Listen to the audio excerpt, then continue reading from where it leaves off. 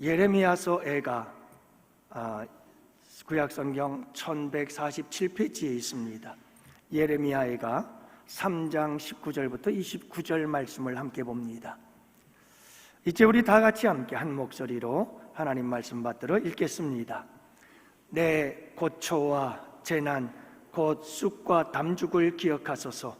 내 마음이 그것을 기억하고 내가 낙심이 되오나 이것을 내가 내 마음에 담아 두었더니 그것이 오히려 나의 소망이 되었사옴은 여호와의 인자와 긍휼이 무궁하심으로 우리가 진멸되지 아니함이니이다. 이것들이 아침마다 새로우니 주의 성실하심이 크시도소이다. 내 심령에 이르기를 여호와는 나의 기업이시니 그러므로 내가 그를 바라리라 하시도다. 기다리는 자들에게나 구하는 영혼들에게 여호와는 선하시도다. 사람이 여호와의 구원을 바라고 잠잠히 기다림이 좋도다. 사람이 젊었을 때에 멍에를 메는 것이 좋으니 혼자 앉아서 잠잠할 것은 주께서 그것을 그에게 메우셨음이라. 그대의 입을 땅에 티끌에 댈지어다. 혹시 소망이 있을지로다. 아멘. 내일 모레가 현충일입니다. 우리 한번 모처럼 현충일의 노래를 한번 들으면서 나라 사랑하는 마음을 다시 한번 고취하는 시간을 갖도록 하십시다.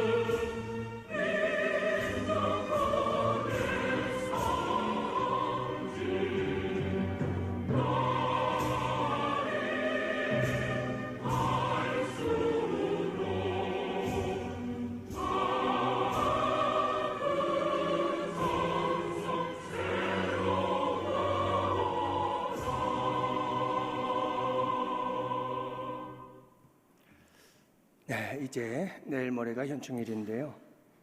여러분, 이 현충이라는 말은 충렬을 드러낸다 그런 뜻입니다. 그래서 현충일은 나라를 위해서 목숨을 바친 여러 순국 선열들과 호국 영령들을 기억하면서 그들의 희생을 기리는 날이죠. 6.25 전쟁 당시 우리 자유 대한민국을 지키기 위해서 싸우다가 전사하신 분들을 가리켜서 호국 영령이라 이렇게 얘기를 하고, 일반적으로요. 그리고 우리가 일제 치하에서 자유와 독립을 얻기 위해서 해방을 위해 싸우다 돌아가신 분들, 그분들을 우리가 순국열사다 이렇게 부릅니다. 6월 6일은 국경일이 아닙니다. 여러분, 국경일이란 국가에 경사스러운 일이 있으면 날을 우리가 국경일이라고 하고요. 현충일은 법정 공휴일이긴 하지만 국경일이 아닌 국가 추념일이다 이렇게 부릅니다. 나라를 위해서 생명을 바친 그분들의 희생을 기리면서 추념하는 그런 날이라는 말씀입니다. 여러분, 이렇게 수많은 사람들이 피를 흘려서 이 땅을 지켰고, 그래서 오늘의 이 대한민국이 있게 되었습니다마는 오늘의 우리나라의 현실을 보면 참 안타까운 부분들이 많습니다. 혼란스럽고 시끄럽고 그런 모습을 보지요. 정치적으로나 경제적으로나 사회적으로 또 문화, 외교적으로도 내적으로 외적으로 참 힘들고 어렵고 혼란스러운 그런 시대를 맞이하고 있습니다.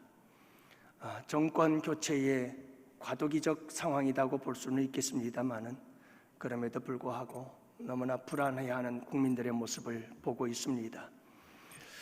여러분, 특히 경제적으로 참 어려운 상황에 처해 있습니다. 무역에 치중되어 있는 우리나라의 경제가 세계 경제 불황 때문에 무역 수지는 계속해서 마이너스가 되고 있고, 또 국가 부채가 늘어나고 있고, 거기에다가 고금리 고물가로 서민 경제들이 어려움을 겪고 휘청거리고 있음을 보게 됩니다. 특별히 소상공인들은 코로나 때에 많은 대출들을 받았고, 또 국가에서도 정책적으로 대출을 받을 수 있도록 길을 많이 열어줬죠. 잔뜩 대출을 받아서 어려움을 견뎌냈는데, 또 여러분, 이렇게 경제적인 어려움이 닥쳐와서 코로나가 끝나자마자 고금리 시대를 맞이하면서 감당하지 못하고 무너지고, 그리고 힘들게 견뎌내고 있는 분들이 참 많다고 해요. 그래서 9월 달이 또 위기설 이야기도 나오기도 하고, 소상공인들에게는 굉장히 힘든 시간들이라는 말이죠. 여러분, 이렇게 힘들고 어려운 국가적인 상황 속에서 우리도 마찬가지로 많이 힘들고 여러분들의 경제도 많이 어려우리라고 생각을 합니다. 하지만 여러분, 그래도 우리나라는 아직 희망이 있습니다. 일제 36년의 치하, 그 억압과 착취와 말살 정책 가운데서도 여러분, 우리나라는 꿋꿋이 독립을 이루었습니다. 6.25 전쟁을 승리로 이끌어냈고, 폐허 위에 세계에 유례없는 단기간의 경제적 성장은 엄청난 성장을 이루게 되었습니다. IMF를 겪었지만 모두가 다 기적처럼 다시 일어나서 세계 경제력 8위를 이루면서 경제 대국의 반열에 동참하게 되었습니다. 여러분, 한마디로 말해서 애국자처럼 하나님이 보호하사 우리나라 만세죠. 하나님이 보호하사 우리나라 만세입니다.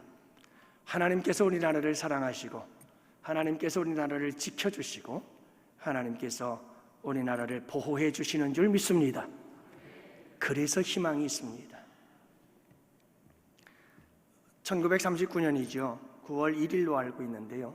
2차 세계대전의 발발은 나치 독일 히틀러가 폴란드를 공격하면서부터 시작이 되어집니다.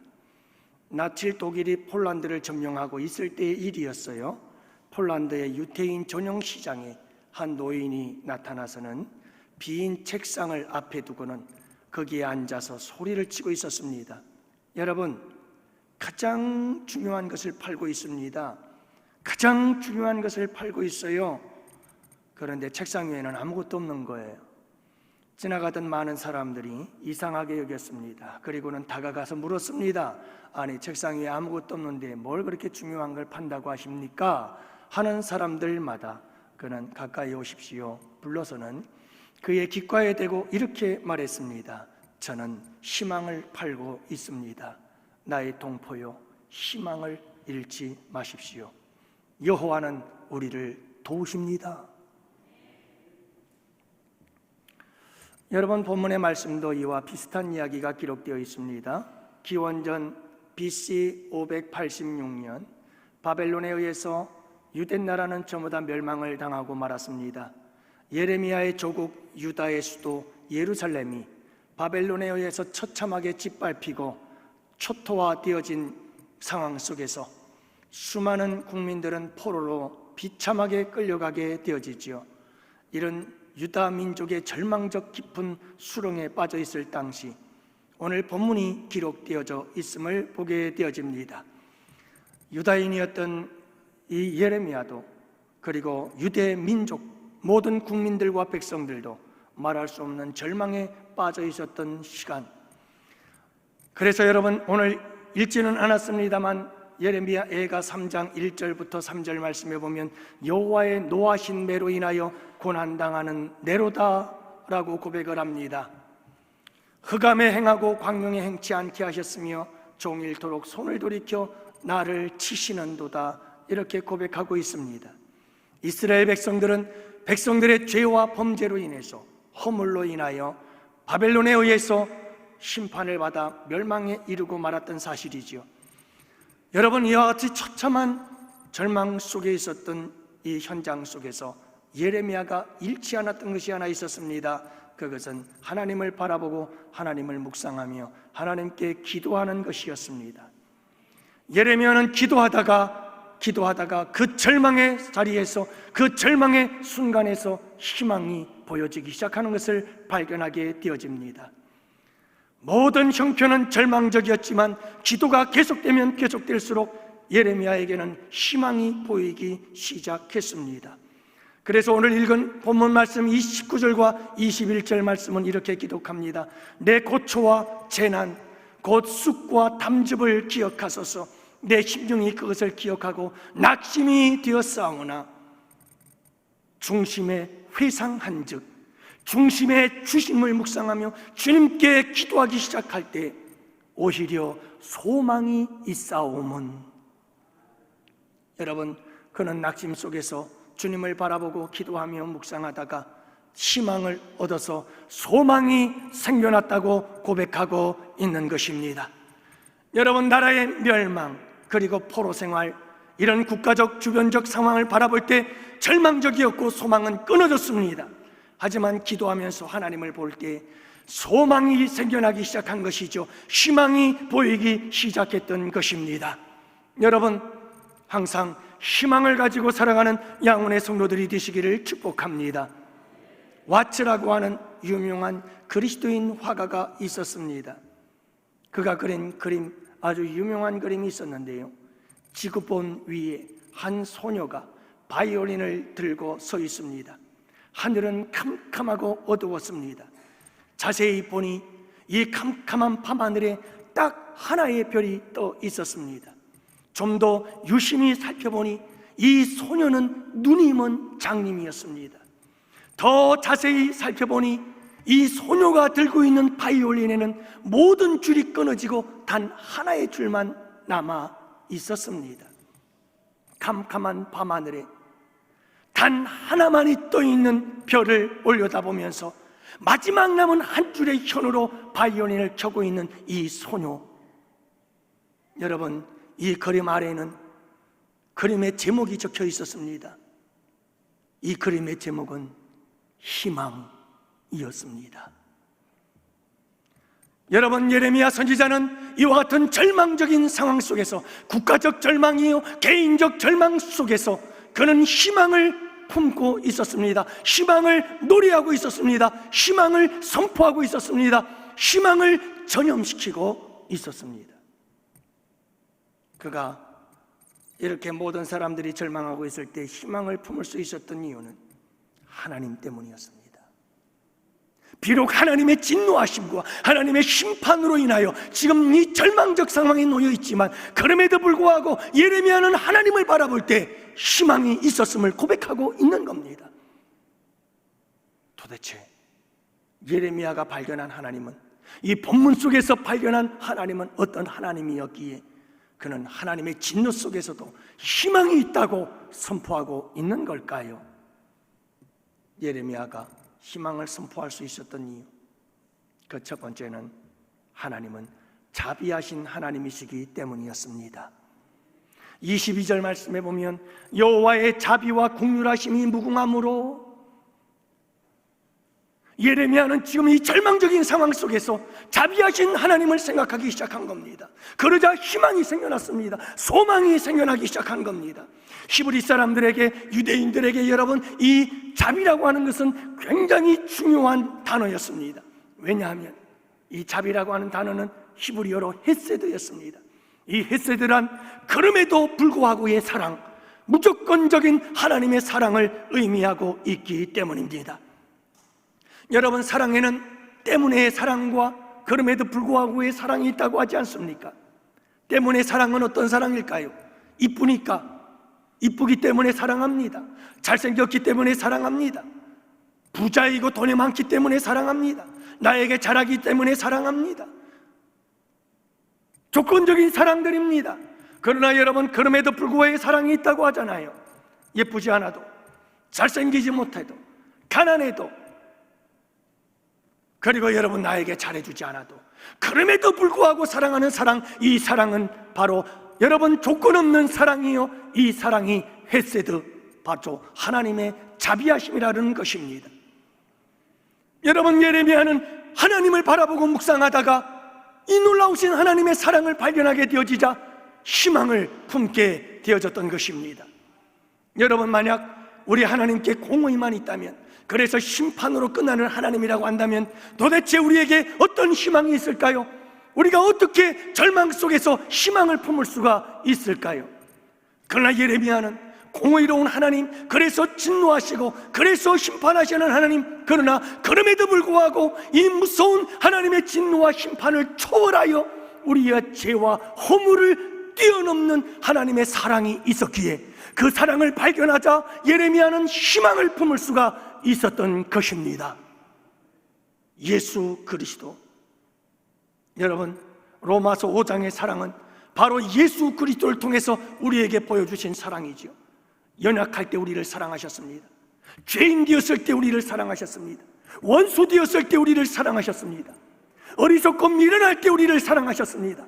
연약하고 보잘것없는 우리를 사랑하신 것입니다.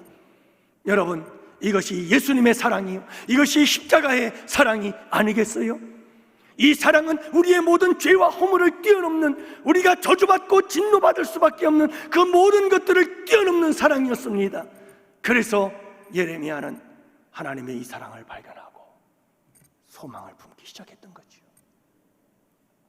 비록 하나님께서 우리의 죄 때문에 진노하셔서 우리의 형편과 처지는 멸망이요, 포로요, 말할 수 없는 불행과 고통과 괴로움의 시간들을 보내고 있지만, 이 모든 것 뛰어넘어 우리 주님의 못하심이 있다, 자비가 있다, 헤세드가 있다, 우리 주님의 무조건적 사랑이 있다.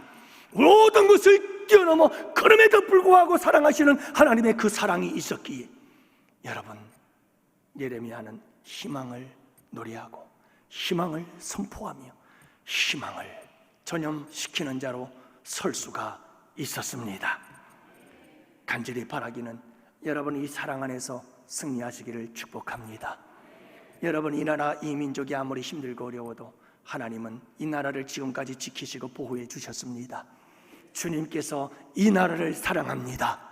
하나님께서 이 땅을 사랑합니다. 그렇기 때문에 여러분, 우리에게는 희망이 있는 겁니다.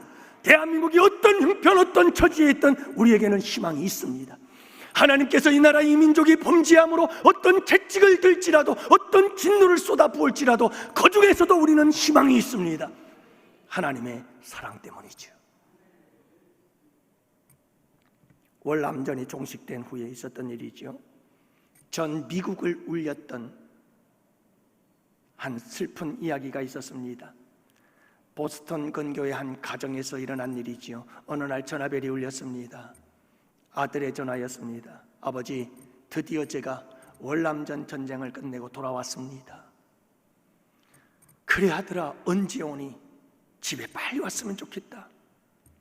그런데 아버지, 한 가지 부탁이 있어요. 제 친구를 집에 함께 데리고 가면 안 될까요? 어떤 친구니? 예, 아버지, 이 친구는 한쪽 오른쪽 눈이 없고 오른쪽 팔이 없고 오른쪽 다리까지 전쟁터에서 잃어버린 친구예요. 아버지가 말합니다. 그래, 데리고 오너라. 그러자 이 아들은 다시 이렇게 말합니다. 아버지, 가서 그 친구와 함께 며칠 그저 지내는 것이 아니고 그 친구와 평생을 살고 싶습니다. 그래도 되겠습니까? 하고 물었죠. 그러자 아버지가 이렇게 말했어요. 아니, 너 무슨 소리 하는 거니? 아무래도 안 되겠어. 너만이라도 빨리 와. 그리고 전화는 끊어졌습니다. 사흘이 지나고 나흘이 지났습니다. 아무 소식 없었습니다. 그러다 다시 전화벨 소리가 울렸습니다. 경찰서에서 온 전화였어요. 청년 하나가 자살을 했는데 소지품을 조사해 본 결과 이 집 아들이라는 거였어요. 이게 무슨 날벼락인가? 아버지는 달려갔습니다. 그리고 시신을 보았더니 아들이 틀림이 없는데 그 시신은 오른쪽 눈이 없고 오른쪽 팔이 없고 오른쪽 다리가 절단된 시신이었습니다. 여러분, 이 아들이 아버지에게 얘기했던 그 친구는 친구가 아니라 자기 자신이었던 겁니다. 아버지가 자기를 받아들일 수 없다는 이런 생각에 그는 극단적인 길을 가고 말았던 거죠. 여러분, 인간의 사랑은 항상 조건적입니다. 유한합니다. 제한되어 있습니다. 이기적이죠. 여러분, 하나님의 사랑이 이렇다면 어떻게 우리가 그 하나님을 의지하고 살 수가 있겠습니까? 하나님의 사랑은 그럼에도 불구하고의 사랑입니다. 여러분, 이 사랑 붙잡고 어떤 상황 속에서도 희망을 잃지 아니하고 희망을 노래하고 희망을 선포하며 달려나가는 우리 양원의 성도들 되시기를 주님의 이름으로 축복합니다. 두 번째로, 여러분, 하나님은 긍휼의 하나님이시기 때문이었습니다. 22절 말씀에 여호와의 자비와 긍휼이 무궁하심으로, 여러분, 여기서 말하는 긍휼이라고 하는 것은 저주를 받아 마땅한 대상에게 저주를 중단하고 그를 불쌍히 여기는 마음, 이것이 긍휼인 것입니다. 당시 여러분, 유대 백성들은 하나님 앞에서 저주를 받아 마땅한 자들이었습니다. 그래서 그들을 하나님께서는 진노하시고 그들에게 채찍을 가하셔서 바벨론을 통하여 멸망을 당하게 하시고 포로로 끌려가게 만들었던 것입니다. 여호와의 노하신 매로 인하여 고난을 당하는 자는 내로다, 내로다. 예레미야 애가 1장 3장 1절의 고백이잖아요. 지금 여러분, 그 아픔 속에 있지만 예레미야가 발견한 것은 그것이었습니다. 하나님께서 지금 죄를 지은 우리에게 이렇게 심판을 하고 있고 진노하고 있지만, 그러나 마땅히 저주받아야 할 그들에게 저주를 하고 매를 때리다가 너무 마음이 불쌍한 마음이 들어서 매를 중단하고 달려가 품어주시고 안아주시는 그 긍휼의 하나님이 바로 우리의 하나님이라는 사실을 깨닫게 되어진 겁니다. 그래서 이 예레미야의 마음속에는 희망이 생겨나기 시작했죠. 지금은 절망이요 고통의 때이지만 반드시 긍휼의 하나님께서 이 진노를 멈추시고 우리를 고국으로 돌아와 성전을 재건할 날을 주실 것이다. 여러분, 이 소망이 불듯 일어나기 시작했던 겁니다. 사랑하는 양원의 성도 여러분들이, 우리가 잊지 말아야 할 것이 하나님의 긍휼이십니다. 이 나라, 이 민족이 하나님 앞에 범죄하고 하나님께서 기뻐하지 아니하는 악법들을 만들어내면서 점점 부정과 부패로 가득 찬 나라가 되어 하나님의 무서운 책망과 진노를 받아서 말할 수 없는 괴로움과 절망과 고통 속에 있다 할지라도 우리에게, 여러분, 이 대한민국에 대해서는 아직 희망이 있는 이유는 바로 하나님의 긍휼하심 때문입니다.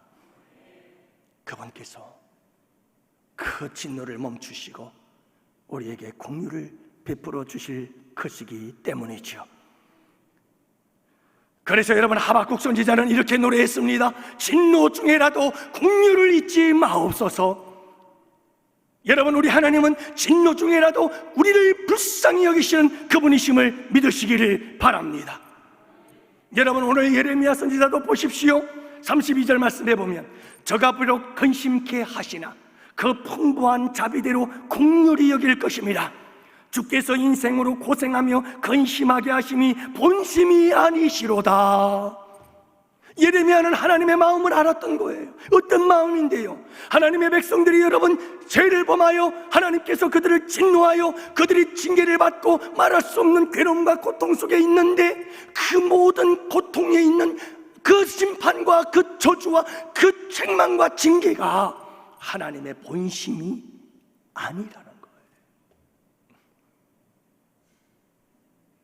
하나님의 본심은 긍휼이. 그래서 공의로운 하나님이시기 때문에 이스라엘 백성들에게 벌을 내리긴 하시지만, 벌을 내리면서도 우리의 마음, 아버지의 마음은 그 벌 내리는 게 본심이 아니야. 우리 아버지의 마음은, 여러분은 우리에게 긍휼을 베푸는 게 우리 아버지의 마음인 줄을 믿으시기 바랍니다. 그래서 여러분, 부모가 가장 마음이 아플 때가 언제입니까? 여러분, 자녀들이 잘못했을 때 매를 들지 않습니까? 매를 들 때 자식보다 더 아픈 게 부모의 마음이죠. 하지만 여러분, 자녀를 때릴 때 그 자녀가 아파서 울고 불고 난리를 치는데, 여러분, 그때 자식을 때리는 부모의 마음이 그게 본심일까요? 그게 본심이 아니에요. 여러분, 아이들을 때리다가 울고 불고 하면 때리던 매를 멈추고, 그리고 눈물을 글썽이며 아이를 꼭 품어주고 안아주잖아요. 이게 부모의 본심이죠. 여러분, 예레미야 선지자도 이스라엘 백성들이 범죄함으로 그들을 심판하시는 그 하나님의 손길 앞에 말할 수 없는 괴로움과 고통이 있지만 하나님 아버지의 본심을 알았어요. 이것은 하나님의 본심이 아니야. 우리를 근심하게 하는 것은 하나님의 본심이 아니야. 우리를 괴롭고 고통스럽게 하는 이 무서운 현실, 이 절망적인 상황은 하나님의 본심이 아니야. 하나님의 본심은 우리를 불쌍히 여기는 거야. 그렇기 때문에 이 매를 멈출 거야. 그리고는 우리를 확 안아줄 거야. 이게 우리 아버지의 마음이야, 본심이야. 예레미야가 이 사실을 깨닫자, 여러분, 예레미야에게는 희망이 생겨나기 시작한 거예요. 소망이 생겨나기 시작한 거예요. 사랑하는 영혼의 성도 여러분, 호세아 선지자는 이렇게 말합니다. 오라, 우리가 여호와께로 돌아가자. 여호와께서 우리를 찢으셨으나 도로 낫게 하실 것이요, 우리를 치셨으나 싸매어 주실 것이라. 이게 우리 아버지의 본심인 거예요.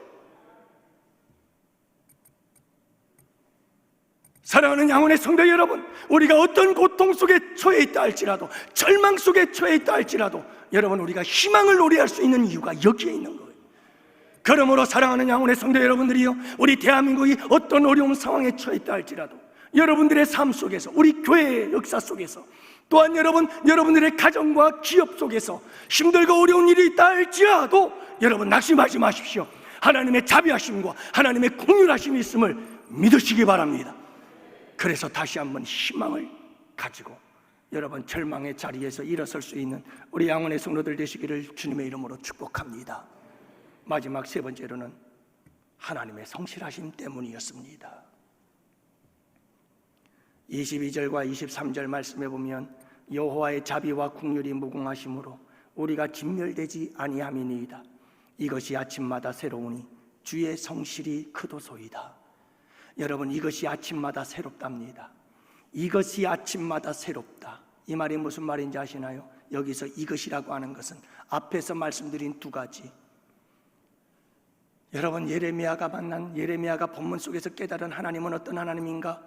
자비와 긍휼을 날마다 아침마다 새롭게 베풀어 주시는 분.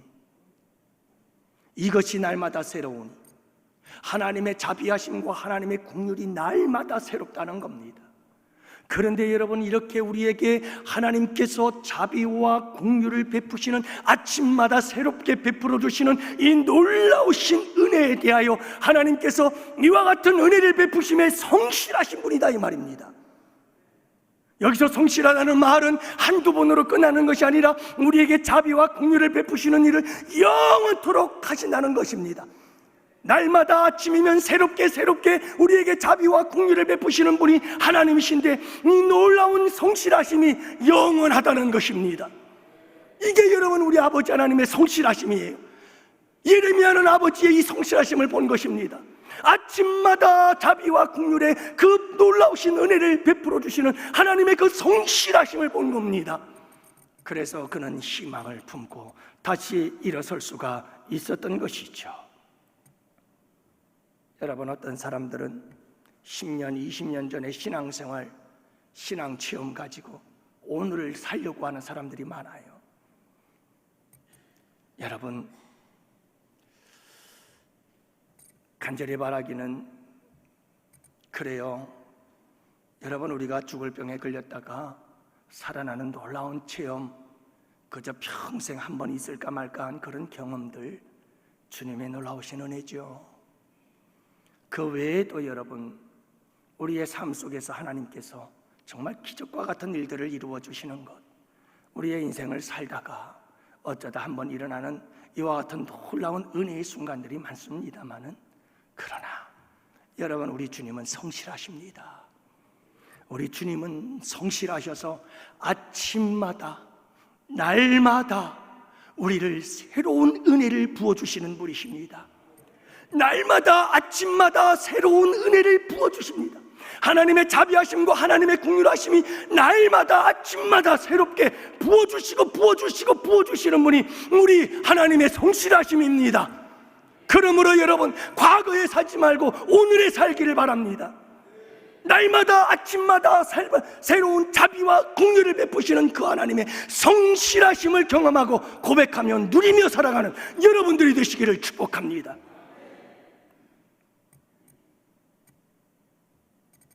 여러분, 우리가 큐티반을 운영을 하면서 참 감사한 게 그거예요. 우리 큐티를 나누면서 매일같이 말씀을 보고 그 말씀 속에서 하나님을 만나고 하나님 앞에 내 모습을 보고, 참 내 모습이 이렇게 더럽고 추했구나. 그래서 그것 때문에 늘 고민하고 하나님 도와주세요.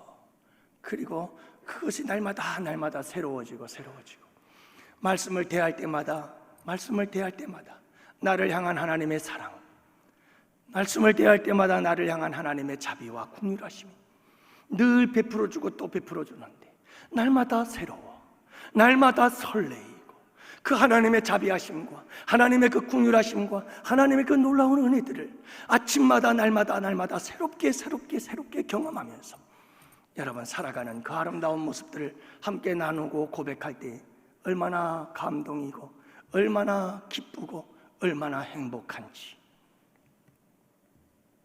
사랑하는 양원의 성도 여러분, 우리 주님은 참 성실하신 분이십니다.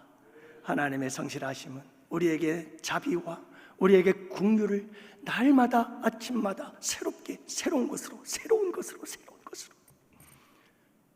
식은 밥은 찬밥일까봐 따뜻한 밥으로 맛있게 만들어서 날마다 아침마다 새롭게 새로운 은혜들로 부어주시는 우리 아버지, 여러분, 그 하나님을 인하여 늘 희망을 품고 살아갈 수 있는 우리 양원의 성도들 되시기를 축복합니다. 결론적으로 보면 예레미야는 이렇게 고백합니다. 여러분, 그 절망 중에서 자비를 보고 하나님의 긍휼하심을 발견하고, 그리고 이 자비와 긍휼을 베푸시는 하나님의 성실하심을 발견한 예레미야는 이렇게 고백하지요. 24절, 내 심령에 이르기를 여호와는 나의 기업이시니 그러므로 내가 저를 바라리라. 사랑하는 양원의 성도 여러분, 항상 이 하나님을 바라보십시오. 진노 중에라도 우리에게 자비를, 진노 중에라도 우리에게 긍휼을, 진노 중에라도 여러분 우리에게 성실함으로 대하시는 그 하나님을 여러분들이 꼭 기억하시기를 바랍니다. 그리고 여러분들 승리하셔서 늘 절망 속에서도 희망을 품고, 대한민국이 어떤 어려움 속에 있다 할지라도 여러분 하나님께서 성실하심으로 지키시고 보호하시며 자비와 긍휼을 베푸시고 이 나라 이 민족을 지켜주실 줄을 믿으시기 바랍니다. 항상 희망 가운데 승리하는 양원의 성도들이 되시기를 주님의 이름으로 축복합니다. 기도합시다.